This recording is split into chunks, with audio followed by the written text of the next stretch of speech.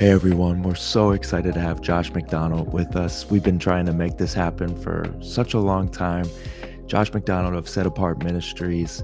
Him and I have been able to connect through a couple of mutual friends, but we've yet to actually connect formally. And this is the best we can do is over Over a a Zoom call. podcast. But this is how you make real friends, right? This is how you do it. So It's we're biblical. so honored to have you and to just talk about some things going on in the body of Christ and specifically framed around the youth, but just want to connect to your story, man. Let's go. I am so honored to be here. I've been hearing about what God's doing with you guys in St. Petersburg area, what God's doing little bit down the road with Geo over at Abide. And, I know you've had Alan and just so many, Corey and Michael Dow, and these guys are all my friends, and David Bradshaw. And so I'm excited to meet a part of my family that I haven't met yet. So it's an honor to be on here, man. Oh man, well, yeah, and all those guys you speak of have had such an The impact on our best people. body. Yes, there's the precious voices in the body of Christ. I want to we'll start right out of the gate with just sharing a little bit of an abbreviated version of your Yeah, story and just where you're at right now and your ministry focus. totally. Yeah, I'll give you the 3-minute version. How about that? So so I'm 34 now. I'm 34. I'll be 35 in June. My wife Landry is 32, and she is in the back actually with the kiddos. But we were married for 13 years, and but our story getting into Kansas City is that so I got to rewind now. I'm originally from Michigan, and I've got one of those stories. I was a drug addict. I was wild in high school. So my dad got saved when I was a little kid. So my parents got divorced when I was like 5, and then my dad got remarried, got a second divorce, and he kind of hit a rock bottom moment. I believe it was 1998 or either 1999, but November 11th, like I said, it was either 98 or 99, but it was November 11th. My dad hits his knees on the kitchen floor and gives his life to Jesus. And all of a sudden, I think I was like 9 or 10 at the time. And all of a sudden, it's like Jesus is a part of my dad's home. My parents are divorced, obviously, like I said. So my dad's a single dad, and now it's all about Jesus. And I didn't grow up. So here's the thing: kind of those first couple of years of my dad coming to the Lord, he just kind of found whatever church felt right in town. He's a brand new leader. No one's discipling him. And he landed in the evangelical church, very Calvinist, evangelical Bible church, John MacArthur type vibes. And so I didn't grow up around the expression of the Holy Spirit. I didn't grow up around, this life of intimacy. You know what I mean? I didn't really grow up around those being the messages. And so, but here's the thing. I watched my dad's transformation, and I was young enough to where he had a real impact on me. And I really did, as a 9 or a 10-year-old, come to the conclusion that I think this is real. Like, the gospel Mm. is real, Jesus is real. But then when I fast forward into being about 11, 12, 13, I start getting around my buddies who are, we're coming into our freshman year in high school, and we're doing the stuff you shouldn't be doing. My one buddy, like, we'd steal alcohol from his dad's liquor cabinet when we'd spend the night, and, saw my first porn, and, like, just really started going down this not good spot, smoking cigarettes that turned to smoking weed. And I remember when I was 13 years old, I'm kind of dabbling in these things. I'm about to be a freshman in high school. And I remember, you're gonna laugh at me. I remember thinking to myself, I'm gonna get saved when I'm 95. Yeah, I was like, I believe that this is real, I know those but I want thoughts. but I want to have fun. I see. I didn't know that when you get saved, you get a new nature. Holy Spirit sovereignly convicts you of your sin. So I go crazy. And I'm one of those guys, bro, who's wired 110% or nothing. And so when I decided I'm just not going to do religion, I went deep in drugs. I started selling drugs pretty much right away. Like, I figured it out. If I save $100, I can sell to my friends, and I just went nuts, bro, selling cocaine, and I mean, you name it. And when I was 17 years old, I got arrested. So I got busted for selling drugs when I was 17. Fast forward to a year later, I did some time behind bars. Fast forward to a year later, so August of 2008. I'm 18 years old now. I'm in big trouble. I got felonies. I'm in trouble. I keep getting busted. I end up, by a miracle from God, I won't go into the story of how, I get court ordered to spend a year in a spirit-filled Christian boarding school, like kind of like a teen challenge, but a little bit different. And my parents had found out about this place, and so I get sent away for a year. The courts approve it. I get sent away for a year, and they're like all about the Holy Spirit, all about Jesus, and it's a whole different world. I'm 18 years old, like, and I'm full on been a drug addict now for like 5, 6 years, and I'm all into this lifestyle. And not only were they Holy Spirit filled Jesus freaks at this 40-acre property that I was at, they also were obsessed with these people in Kansas City who prayed 24/7. So I get introduced to this whole like new world of Christianity. And for 4 months, the Lord chips away at my heart, and I get saved on November 11th, 2008. Now, watch this. My salvation story and my calling all kind of happened very quickly. So, did you catch that date? I got saved on November 11th, the same day my dad got saved. Wow. So I call my dad on November 11th, 2008. Dad, I gave my life to Jesus, and he is celebrating his spiritual birthday. So my dad and I had this thing together where we both got saved on the same day. Just what, 10 That's years so apart. cool. Isn't that wild? That's And amazing. so bro, so that was on November 11th, 2008. You fast forward to Christmas break. So, a month and a half later, and they take us to Kansas City. They take 6, 7 of us guys, and we pack in this van and we drive 15 hours across America to Kansas City to attend this thing called the One Thing Conference. And there's 20,000 people gathered in this auditorium. And I know this is super controversial just because of what's happening in our nation right now, but with Kansas City and with IHOP. But I'm unashamed of this part of my story because I was sovereignly marked, and it's real. And to this day, I'm carrying the mantle. So I know it's a little controversial to talk about this. This does not reflect my opinion of what is happening today, but here I am, 18 years old, in this auditorium, 20,000 people. I'm a month and a half saved. I think men that raise their hands in worship are weird. I mean, that's where I'm at. I'm like, I'm all in for God, but I'm not a hand raiser. I'm not there yet. And I'll never forget Mike Bickle preaches the message about how God is raising up John the Baptist of your generation. And he preaches about young radical forerunners who are going to fast and pray, and they're going to live their life in light of the return of Jesus. And God's raising up these messengers, and he's on fire. And I don't really understand what he's talking about, but something on the inside of me knows that whatever that is, I want to do it. And I remember that night saying, Lord, whatever that means, I would give my life to that. I mean, I've been saved for like 50 days, bro. And dude, fast forward to August of 2009, 8 months later, I'm packing my bags. I graduate the program. The courts release me to go do probation in another state, and I moved to Kansas City. And for 15 years now, have been involved with what's happening in Kansas City, but also traveling the nation and really just giving my life to the thing I said yes to when I was 18, calling young people to a burning life in God. And obviously now we're in a really tough, challenging, sad, fill in the blank season here in Kansas City. And so it's wild when I go back and I tell my story. I'll be honest, there's a part of me that goes, "Oh my gosh," but I'm unashamed of what I was marked for Mm. in my early years. And obviously there's a lot to unpack and discover about IHOP in Kansas City and Mike in these days. But what I do know is I got marked as an 18-year-old, and I'm a living testimony. 15 years later, I'm still burning for it. I'm not disillusioned about what God's doing in the prayer movement. I'm not disillusioned about what he's doing in the church and raising up present-centered churches.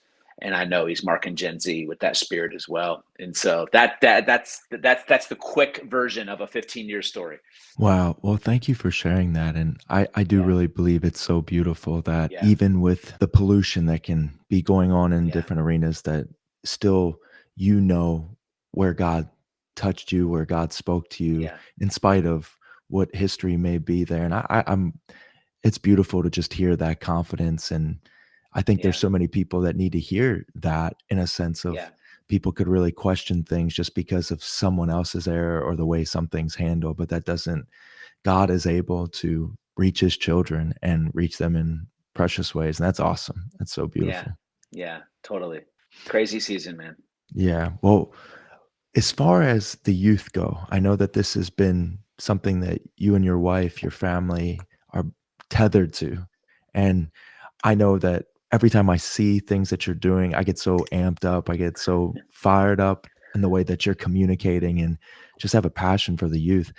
Here's just a question. When it comes to what do you see as one of the greatest threats, like a overarching temptation that is facing the youth, Gen Z, in this moment? Yeah. Well, I could answer that question like 10 different ways, but I want to, so there's like so many things you could say, but I want to narrow in on just what comes to mind. You know, the age that we live in with social media and just with the indoctrination, like I'm gonna kill some sacred cows. You know, it's the Taylor Swifts of the world. And I'm not making a statement that it's wrong to listen to a song or two, but there's such a strong message and indoctrination, and it's always been that way. But like here we are now in a day and age when the average cell phone user is something ridiculous, like 9 years old, 10 years old. And when you're on, if you're a teenager, man, and you're on Instagram, TikTok, Facebook, whatever, Snapchat, like there is such a pull into just this message, this ideology of, whether it's the gender issue or it's just the pull of comparison. I mean, dude, I read some crazy stat the other day of like the rates of anxiety and mental health and suicide in this generation in the last 10 years because of social media use. It will blow your mind, bro. Wow. Like it is like, I mean, the suicide, depression, anxiety, all that stuff 10 years ago, even just in the last decade, it's so dramatic, like the increase of that. And it's connected to cell phone use and it's connected to social media use. And so I think the biggest threat for our generation, or sorry, not our generation, for Gen Z, whatever, Gen Alpha, um, is really what is being told to them and what is being sold to them. Because the Taylor Swifts of the world, the one these icon, these larger than life, people that there's almost not a girl out there that's not obsessed with her. But then when they dive into her life, there's a message. There's a Mm. message that's being preached. I mean, her whole new album is all about church hurt. I mean, 4 or 5 of the songs. I mean, she's borderline. I mean, bro, borderline like intentionally mocking the gospel, Yeah. and like, and Apostate. then it's so intense, bro. And just whether and then gender confusion that comes in with that, and supporting this and supporting that, and you got a 13-year-old man, 13-year-old girl who's dealing with comparison, who's dealing with self-hatred, who's dealing with anxiety, and it is a very intentional onslaught against them. And that's one of a million things I could say. But I think my biggest issue and the biggest threat that I see is what's being sold to them on Instagram, Facebook, and TikTok on a consistent basis. Yeah. And it's very focused and it's very demonic and it's very deliberate. I mean, you should have seen this summer at our teen camp, bro. I mean, the amount of girls that were suicidal and cutting their wrists, I would say half Mm. were self-harming in some way, shape, or form. One of the Yeah. things when you're sharing, it is, and I hear this so much, and I think it's almost like it's so well known at this point that the amount of time that the phone has influence over Yeah. a young person's heart is like way more than their parents, way more than even Yeah. their peers, which when you and I were growing up, our peers would be the bad influence. Like if they were in whereas nowadays it's just you wake up with it, you go to bed with it, you're with it all day. The screen time is so much. And there's that one proverb, and I don't remember the exact reference, but you'll know what I'm talking about, that hope deferred makes the heart sick. Yeah. And that specific proverb, there's something about when you were talking about comparison, when you're constantly being taught where to place your affection, and if you're putting your affection on anything that is not Christ, your Yeah, heart is going to be made sick. And it's just this master scheme that if people that's can, right. if the young generation is getting their hope set on something that is built on sand, something that's not there, Yeah, they're dying of internal sickness. It's a sickness in the heart that they just their hope is not tethered to something that is going to be everlasting. And when you're sharing that, it's Jesus said he came for the sick, yeah, yeah. and Oh, so that's good. Yeah, it's deliberate. It's deliberate, bro. Dude, I may sound like a conspiracy guy right now, but Instagram, Facebook, TikTok, it is deliberate, bro. Listen to this. You want to hear something crazy? Quick testimony. go for it. Quick one. Yeah. Watch this. We have a girl that came to our Awakening Teen Camps last summer. Okay. She's probably 16. She lives in New York City. She lives in Long Island. So imagine, New York City. It's no joke there. And it's my favorite city, but it's intense there. And you got this girl, she's Asian.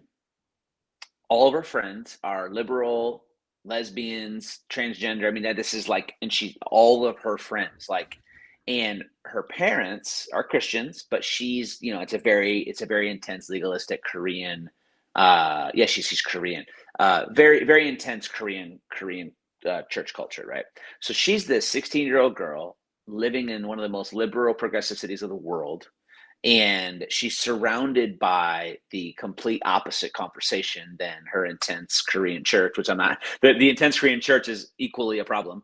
And Yeah. so here's this girl who has this viewpoint of Christians are this, Christians are that, and I'm a little bit more progressive in the way that I think and all these things, right? So this girl comes to camp. I don't know how she got there. I think her parents made her come. Well, she got dramatically encountered over the whole week, delivered, saved. I mean, Uh, the whole come thing, on. right? And but she was the one that, like, anytime we had like open Q&A, I mean, dude, this girl's like 16. I mean, she's like, what about rape? Is it okay to abort a baby when it's rape? I mean, Gotcha. Yeah. I mean, those are the questions. She's just pushing the envelope. She's the New York girl, It's the the girl from New York. cultural rhetoric. Yeah. Yeah, yeah. And so get this, bro. So she gets rocked, gets saved, finds out that there's a different version of Christianity out there. She's testifying on the microphone the last night of how this week has changed her life. This is gonna trip you out. You ready for this, bro? She gets her phone back because they're not allowed to have their phone during camp. So when they would come to our camp, you actually turn your phone into your group leader, and you get 1 hour a day of phone time to call home. So Come the on. parents know from 4 to 5 is cell phone time. If you need to get hold of your kid, like, there's an emergency line, you call this line that takes you to our front desk, and we have someone Yeah. there answers the phone 20. You get the point. So watch this. She goes home, gets on her phone for the first time in a week, gets on TikTok. Guess what the first video that pops up on TikTok? It's a teenage girl talking about how she was brainwashed at a Christian camp, and how she's deconstructing basically the cult camp that she was a part of. And she starts scrolling through these videos, and it's one by one teenagers deconstructing their experience at either a youth conference or a youth camp the second she gets home from camp.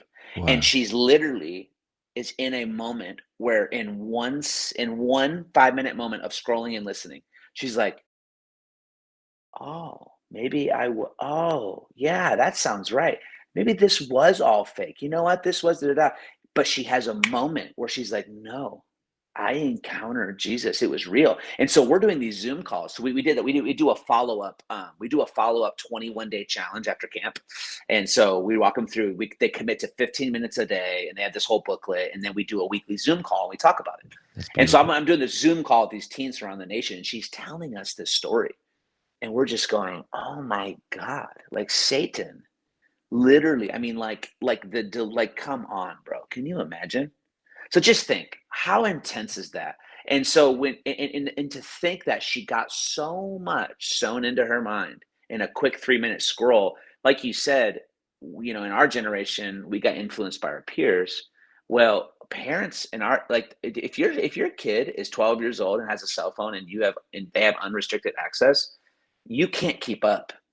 As a Mhm. parent, you cannot keep up with what is just being slammed at them with algorithms and you name it. And so that's my example, bro. Isn't that a crazy Wow. story? That is a crazy story. Thank you for sharing that, 'cause Yeah. it's important that we see just how quickly Yeah. with that little device, how quickly the enemy can And take it should a make us have death blow. compassion. Well, and it Yeah. should, and here's what it should do. It shouldn't make us be religious and roll our eyes and get political and, oh my God, this generation. No, it actually should make you have compassion to go, have no idea what they have to go through. Like, we didn't have to deal with this when we were growing up. Yeah. I was lighting crap on fire in the in the creek, like Yeah, make like a Billy Madison or something, just, lighting it on. yeah, But the thing that I was gonna say, you're actually segueing into, because I think that taking the opposite spectrum, which would be the weakness, is seeing the temptation of social media just grabbing them and that gravitational pull into darkness. But when it comes to, you were just saying that there's this political spirit with some of the older generation, that they're constantly speaking down on the yeah, youth and Gen Z. And I really believe that there's a beautiful key in the Gen Z generation, that huge. if we would humble ourselves and we would really see what's there. What are you seeing is one of the greatest strengths, like a sleeping giant Yeah. in them? So Okay, so yeah, I think that the greatest strength in this generation is, I've never seen a generation more marked to be a part of something that's bigger than themselves. come on. So so so that's why, bro, it's normal for you to go walk the hallways of a public high school and 16-year-olds have political opinions. But can you imagine? I mean, when I was 15 years old, I didn't even know who was running for president. Like, I don't, you know what I mean? Like you go, dude, you walk up to any given 16-year-old, 17-year-old on a public high school who's not a believer, and they'll tell you what they think about LGBT. They'll tell you what they think about abortion, what they think about race, what they think about Joe Biden, what they think about Donald Trump. Like, it is such a different time. And so in 2020, when George Floyd got murdered in 2020, and now people are are going crazy in the streets, and random white suburban kids are like throwing a brick through the window at the liquor store and like joining the mob, being like, yeah, like, we don't stand for racism. The older generation doesn't have an ability to sympathize, and so they just think about themselves. Well, back in my day, it's like, well, this isn't your day. And in your day, back in your day, you didn't have a cell phone, you didn't have anything, bro. I'm old, I'm young, but I'm old enough to remember when there was no YouTube. Yeah. I mean, I had AOL dial-up internet. Like, I mean, I remember. I'm old enough to even remember some of those things. And like, so here's the thing: is you've got a generation that wants to know that they're a part of something. That's why there's such a huge social justice chip on this generation. And so so it's easy for them to go, BLM, I'm in. Black Lives Matters, yeah, they do. Like, I'm in. I'll stand with you. Or out of nowhere, I'm in Springfield, Missouri recently, like, random town, right? Small, not that big of a town, and there's a pro-Palestine rally happening in Springfield, Missouri, and you got these young people out there holding these signs like "Free Palestine." And I'm just like, wow, like, obviously they're deceived. I don't know what they're fully saying, but I can look past that and go, all that is it's a generation longing to be a part of something that's bigger than themselves. They want to identify with something that's making a difference Wow. in the world. And so the LGBT movement is so powerful because of their ability to rally and be radical. We're going to wear the brightest color. We're going to put a rainbow flag outside of our business and make a stand. We're going to do gay pride marches. We're going to do rallies. We're going to do all these things, right? Like, they're courageous and they are focused on their mission to indoctrinate the world with their viewpoint. And it's infiltrated the school system, and so it's powerful. BLM is dying a little bit, to be honest. BLM is slowing down just because some of the stuff's getting exposed with what they're doing with money and different things. And but like, but even then, with George Floyd and race and all these different things, like what they did so well, BLM, LGBT, right? Like what they've done so well is they have really rallied and really have been radical in their pursuit of a message of justice. And this generation is wired, bro. It's Isaiah 42. Like they're wired to be a part of the Jesus of justice, Wow. right? It's a part of the end time move of God that we're actually in, where the God of justice is going to arise. I That's mean, beautiful. Jesus, Isaiah 42, Jesus, the man of justice, is going to come, and he's going to establish justice on the earth. And so there's always going to be a counterfeit of that. And so I think the greatest strength of this generation is they want to just feel like they're doing something that's making a difference in the world. And so Mm. the problem is we're going, no, that's wrong. Come to this. Come to what? What am I coming to? A building of people that think and talk like me? Like, that's what Christianity is to them. They think it's political. They think it's this. They think it's that. And because they haven't seen people really out on the streets offering hope to the world. Like, I love what some of these guys in LA are doing, like Ross Johnson, and like what they're doing with these Jesus rallies. Like it's this sense of like, we're gonna take over Hollywood Boulevard, and like this generation wants that, bro.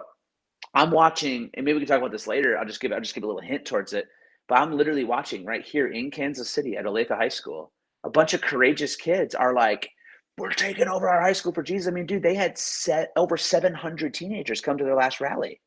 And so that's what I see as the greatest strength. And so, That's amazing. because that's what happened to me, bro, as an 18-year-old. I stood in that auditorium and I heard a man preach about something that was bigger than myself. God's raising up this generation, who's going to prepare the earth for the return of the Lord. And I'm like, yeah, like I want to be a part of that. You know what I mean? And That's so so good. yeah, we can't. I'm only 34, but the older generation, when I say that, I'm thinking, maybe 55 and up. I don't know. Like we can't look at the girl at Starbucks with the purple hair and the nose ring and whatever, or the guy who's dressed like a girl. Like we can't look at them and go, man, like that is just so dark. Yeah, it is. But what you're really seeing is somebody who feels empowered to communicate something that they think is making a difference in the world. When Paul in the book of Romans is really sharing his heart for the Jewish people, and he's talking about why he wants them to be awakened. He says that they have zeal without wisdom, but that Yeah. wisdom is specifically the righteousness of Christ, that they're so focused on the Judaism and the religiosity of following the law, that they're so zealous for that message. They're so Yeah. zealous for that, but Paul sees them as a sleeping giant, as I was alluding to with the question, that Paul's like, the reason that we need to evangelize to them, the reason that we need to lay our lives down in love to provoke them to Christ, is because if that zeal can be married to the right message, Yeah. we'll take over the planet. And Paul's Yeah. looking at himself, that he was full of zeal without the wisdom of Christ. And Yeah. he's thinking, if we can reach them, we will. If Paul's thinking to himself, if I could just duplicate myself, we'll, we'll, Yeah. we'll Christ will come back tomorrow, is what he's thinking. And it's like, when you're sharing that, that's like Yeah. what I'm feeling. Like the young people, they're so primed to preach a message boldly, but they're preaching the wrong Yes. message. They're Yeah. preaching a, a, a very wrong message. Very But wrong message. but Yeah. we have to be watchful to not.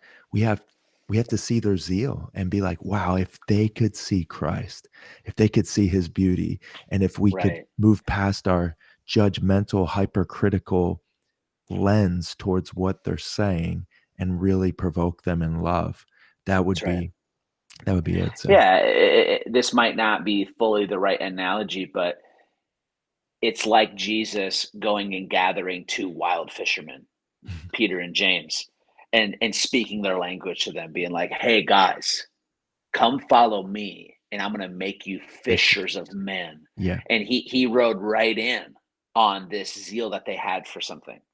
And so obviously we don't present the gospel in a way of like, come and be a part of this big thing God's doing on the Correct. earth, but we introduce them to the love of God mixed with the power of the Holy Spirit, and then we let them know, you're a part of something 100%. that's way bigger than yourself. The nuclear family is on so much attack in this day and age, Yeah. and that has to have a huge effect on the younger generation, specifically when Yeah. it comes to like terminology like this is a fatherless generation Yeah. is some things we get thrown around, but a motherless as well when it just comes to a spiritual example that of Yep. integrity. We're lacking that in the church, like real spiritual fathers and mothers too. But we're seeing Yep. there's a shift coming, there's a tide that's changing. But when it comes to the younger generation, specifically with the damaging effects of what's happening with the nuclear family, the attack on that, and Yep. also the desire for spiritual fathers and mothers, do you speak into that? Yeah, I think, well, I'm thinking about, I'll go Bible verse and then just hit a couple of things. So, you think about in First Corinthians 4, right? You got this church that Paul's established. It's blowing up. We know the story of Corinth, right? But dude, they're being wild, bro. Yeah. They're doing some nasty stuff, like Yeah. sexually, you name it. And it's so interesting how Paul in First Corinthians 4, he associates the sin that they're walking in with, you don't have any spiritual fathers. Mm, that's so good. He he called out the sin and was like, y'all are crazy, you're sleeping with each other. I mean, he literally, he called them out hard. He was like, this is bad. This is He Jerry goes, Springer. straight Jerry Springer. But he goes, you have 10,000 instructors, but not many fathers. And I think it's so interesting that Paul connects the level of chaos of dark sin that they were walking in because there was not true spiritual fathers in their midst. He didn't say there wasn't leaders in their midst. He said there's 10,000 of them. There's 10,000 leaders and instructors, but you don't have many fathers. Yeah. And so there's the spiritual fathering dynamic, right? That crosses all the boundaries of even physical father. There's spiritual fathers. But then I actually want to hit on the working class. Like, yes, we could talk about the hood and we could talk about a fatherless generation and the statistics of Black fatherlessness in the inner city. Like, we could talk about that. I actually don't want to go there right now. I want to talk about, just for a second, the middle class. You know, in How old are you? I'm just a tick above you. I'm 35. Exactly. Okay, okay. So, there's these layers of the way that generations related to their kids. In my opinion, it's actually getting better. I find that millennial and Gen Z parents are some of the most intentional parents that we've ever known, actually. And there's many, many secular articles and stats. Like, no, there's some brilliant articles actually talking about, like, um, actually how millennial parents and Gen Z parents are some of the greatest, like most intentional, like, fathers of all time. But what has happened, though, is there's a systemic, like, perspective that gets passed down from generation to generation. And so, there's our parents, then there's our parents' parents, and especially our parents' parents. What is that? Not the boomers. Is it past the boomers? Whatever they call them. I don't know. But think about your grandpa, right? Your Yeah. grandpa. Now, often, not always, there's exceptions, but often in our grandparents' generation, there was such an emotional disconnect, um, from relating to, like, their children from an emotional perspective. It's very like, we go out and we work hard to provide. And so that perspective gets passed down. And though I just made a very positive statement about Gen Z millennial parents, what I also see, though, is there's a systemic way of thinking that's gotten passed down from generation to generation to men. And what that is you need to buck it up. You need to be a man. You need to go out and you need to work hard and provide for your family.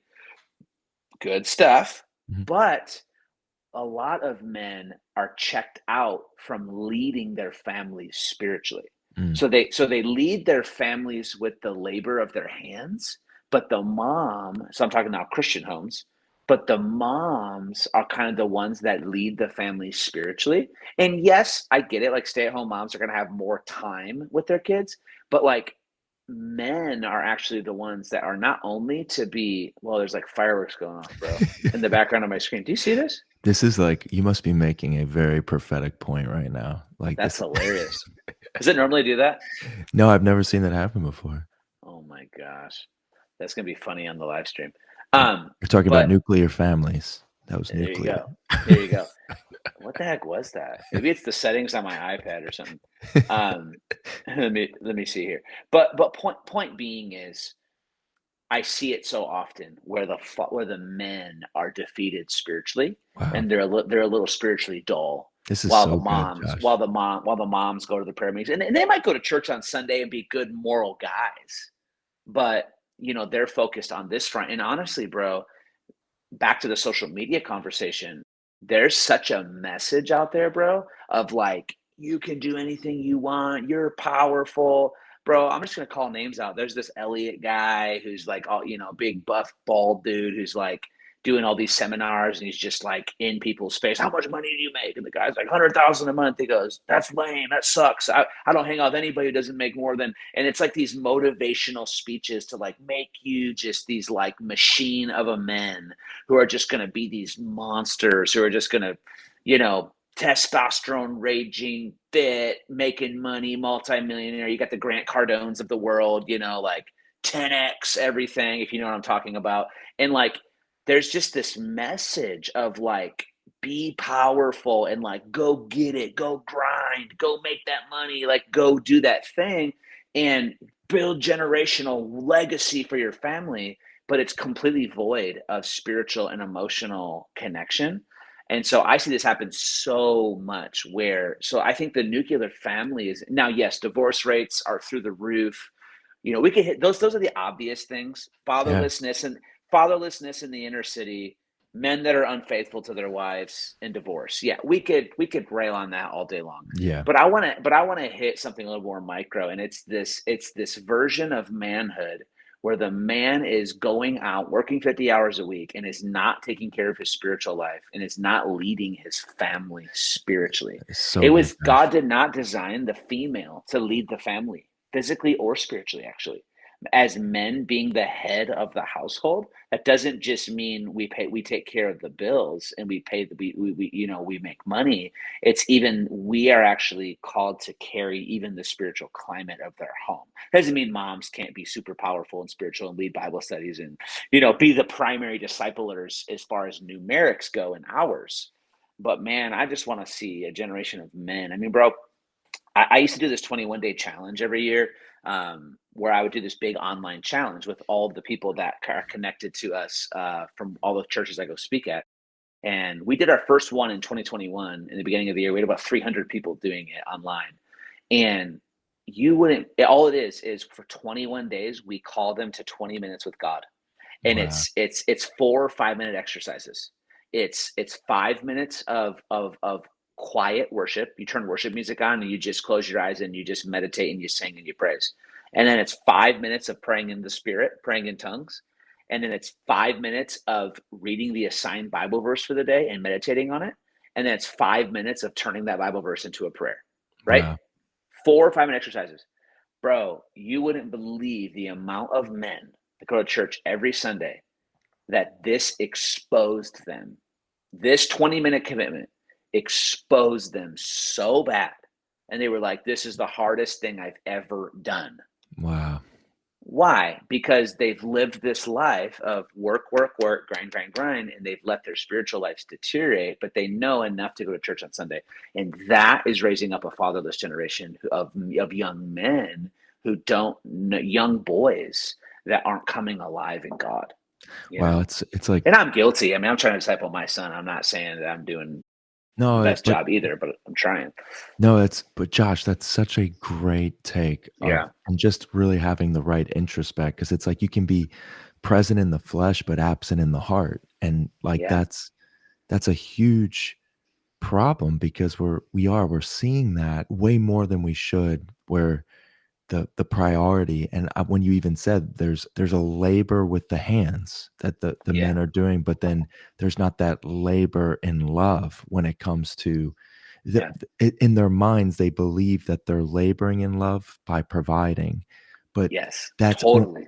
but we're spirit, soul, and body, and you can take care of the body, and that's a beautiful thing, that's a part of Yeah, providing, but being able to provide and lead from a place spiritually and in the emotional realm, the soul realm, that requires intentional eye yeah, contact, conversations. It requires, hey, this is the way we pray. This is the way yeah, and so I love that. And I think that that's anybody that's watching. I really believe that is such a bookmark yeah, thought and a place for every family to really take the proper heart evaluation of prioritization fixated on the next generation. This question is one that I think would be really precious in everything that we're saying. How do you believe, with you traveling, going out, seeing this at youth conferences, and being a part of so much ministry on college campuses, high schools, all around, how can the generations bridge a gap? What is bridge the gap? What is the initiations that both sides could begin to take in a condensed way? What do you think would be some of the keys to bridge those gaps? yeah. Well, for the older generation, I mean, just to kind of throw a little dagger in the chest, like just to be kind of intense, if you're not, if the next generation is not your primary focus, you don't have anything to go after. Mm, I mean, because so good. if we are not actively discipling, making disciples of the next generation, then what are we doing? Come on. And so if I'm a 15-year-old and I'm lit up for God, I should be finding some 8 and 9-year-olds.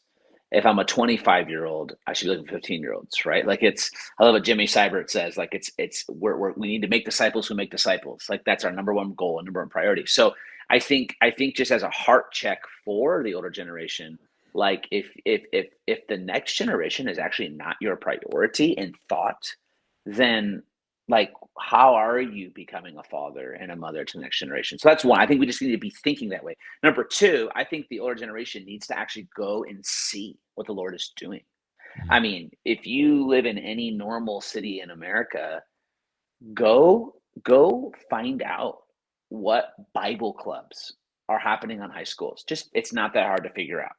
If you're really bold enough, go to the principal's office and go, are there any like Bible clubs here? And just get a glimpse. Maybe pop into your church's youth group. Maybe some of y'all just need to go show up on a Wednesday night and just observe from the back. Go talk to the youth pastor at your church.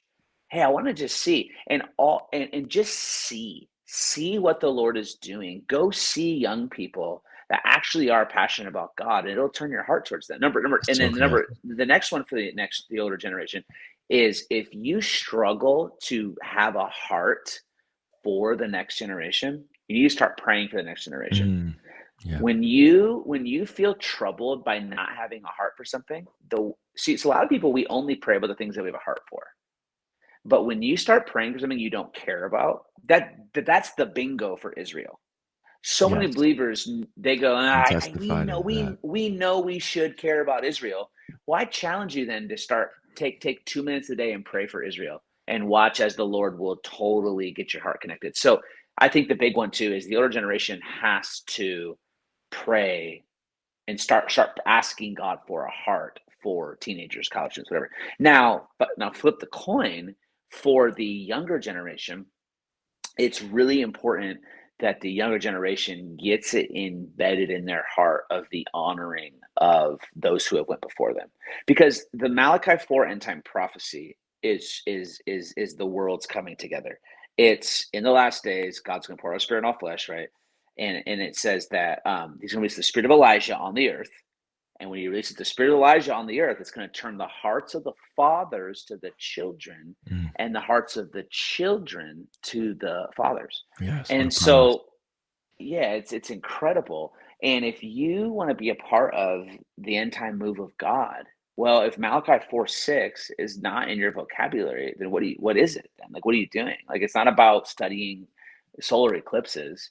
Like, you know what I mean? Like, it's about us drawing our hearts together. So I think there's no like practical answer, but I think for the older generation, you just gotta go get involved.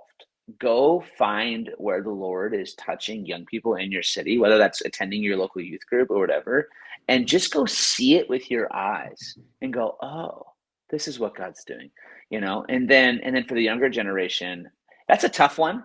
It's a tough one to get the younger generation to want to like hang out with the old cats. Um, but the ones that are hungry do, I find. But I That's just think good. it It's just true takes though. people, it just takes someone to be telling them, right? This is the way forward. When it comes to ministering to the youth, I noticed that this is something I have a conversation with a couple youth pastors close in the area that I just try to pick their brains sometimes on some of those things. And there seems to be this tendency with the younger generation in church specifically to really water things down and dumb them down to make them just relevant and almost use the world as bait to try to get them to come. And I wanted I Yeah, I have a I know how I feel in my heart about that. I really prefer that if you have a captive audience, that you wanna give them substance, you wanna give them yeah, those things. I wanna know if you sense that that's a huge problem with yeah. just the mentality. Church maybe isn't seeing that the younger generation is actually hungry for the real instead of just feeding them other. Yes.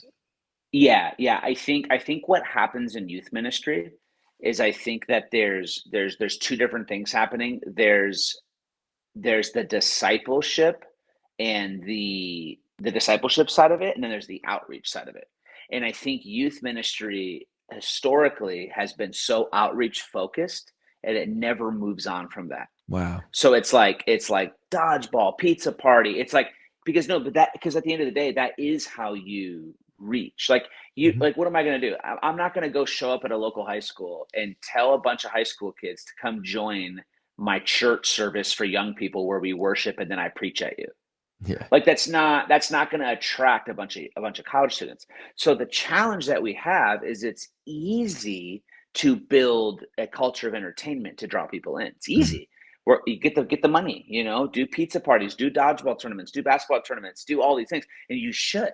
But the challenge is a lot of times then youth groups just become the teen hangout with a quick 10-minute Bible thing. And now people will end up having dramatic encounters because of that. I do believe that. But I think one of the big challenges is we don't know how to structure, and I'm learning this, bro. See, I'm a catalytic guy. So I'm more of the big, like, let's do a 5-day gathering and draw 1,000 teenagers to it. Like I'm more of that guy. And so if I'm honest, like I'm a little bit unqualified to speak on like what it means to be a week in, week out youth pastor. I'm about to become the high school pastor at Gate City, and it is a Which is new lane. awesome. And Congrats it's to yeah, you. and it's Yeah. it's it's a new lane for me. And so I know that there's kind of like when you're leading a local youth ministry, you do kind of have to have a flow of like three waves of things. You have big and well, in the charismatic world, at least you would say this. You got to have your big encounter moments because you have to introduce them to passionate worship and presence. Dude, if there's one thing that I'm seeing is it's Gen Z wants passionate worship.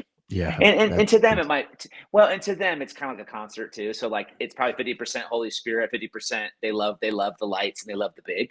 But dude, like I just spoke at Catch the Fire's annual youth conference. It's massive, bro. And they're like 20 years deep on this conference.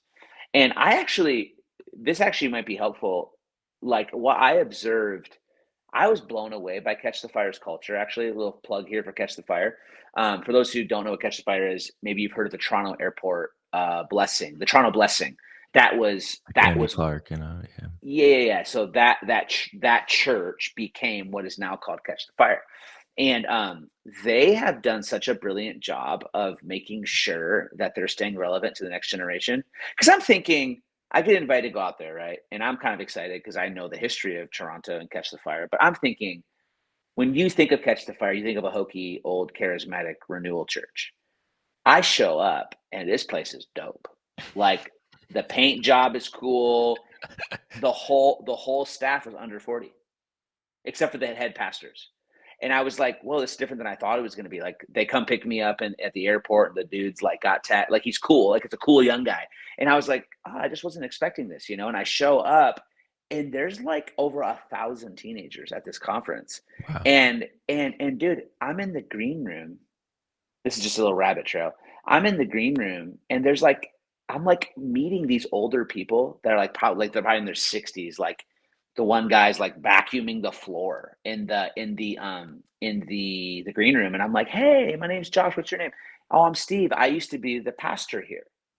And dude, it was crazy. All of the generations of leaders and pastors were all there doing volunteer serving work Wow. at the youth conference. That's And they have so successfully kept everything about the next generation. And so here's a ministry that is 30, 40 years deep that's known for kind of this old school Bob Jones Pentecostal outpouring, yet they're like so extremely relevant to the next generation. And I was really encouraged by that. But what the consistent conversation from the teens was, what's been the most impactful thing for you? The worship. mm, At our camps this summer, we did what's called Holy Spirit Night. I mean, every night's a Holy Spirit night, but just to make sure that we really were following the Holy Spirit, I did something that no one's ever done before, and it freaked everybody out. And it was, we're gonna have Holy Spirit Night, which means there's no scheduled speaker, and we flow. And that was hard for people, but dude, if you go back and listen to most of the testimonies, all these teens will say, on Holy Spirit Night, this happened to me. And that's so awesome. I think the tension that youth pastors have in front of them is, if it's easier to build to attract and then throw in a little bit of discipleship, versus we got to figure out how to do. I think that what has to happen is the outreach tactics to bring the next generation in are so important, and we need to keep doing them. But it cannot be separated from the encounter. Does that make sense? I It lost you makes there for a sense. second. Yeah, Yeah. my camera battery died, so So it's okay. worship, it's encounter, it's discipleship. And it's in those places where they encounter God. We create an atmosphere of encounter that then makes them want meat, and we have all the fun so they can bring their friends all at the same time. But I find that most youth groups, it's mostly fun with a very, very weak, small, watered down, like you said, version of the gospel, and it's not transformative. Really excited for you and your family to make that transition to, Gate City with Billy, Humphrey, and Yeah. everybody over there. That's an amazing church. Would you be able to close us out in prayer? And I love what you were saying before about anybody that is struggling with just having a heart for the youth. Like even in our church body, we're really believing that we're able to become way more intentional with the Gen Z and even beneath Yeah. them, and going over and above in our prayer in the prayer room, beginning to pray. But if you could just close us out in prayer and pray even that we would be more awakened to be intentional with that Yeah. generation and that catch that burden, that would be amazing. Yeah. Well, Jesus, you prophesied. You spoke it in Joel 2. You spoke it in Acts 2. You declared that in the last days that you would pour out your spirit on all flesh. And then you were specific in your language. You said that our sons and our daughters shall prophesy. And then you said that young men shall see visions. You were so specific in that prophecy of sons and daughters and young men and women. And so, Lord, we know. And then in Malachi 4:6, you said that in the last days you would turn the hearts of the fathers to the children and the hearts of the children to the fathers. So we know that the next generation and a generational marriage is so big on your heart in the end time move of God. And so, Lord, I'm asking for those that are listening, Lord, that this would spark a hunger to be a part of what you're doing in the next generation. God, I'm asking for a generation of Simeons that would give their life to contending for the next generation. That they would, God, I just ask, even if there's people that are, 60 and up listening to this right now, that they would not look at their life as retired, or that their young years of zeal are over and now they're just kind of coasting, Lord, that they would say, I'm going to lay a hold of something, to birth something for the next generation. Lord, would you move on the hearts of people to turn to college students, to turn to high school, to middle school, elementary school.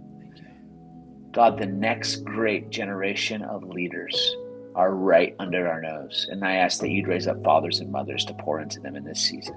And do it at Gold Street, God. Do it out there in Florida. Lord, do a Malachi 4 turning in this season. In Jesus' name, amen.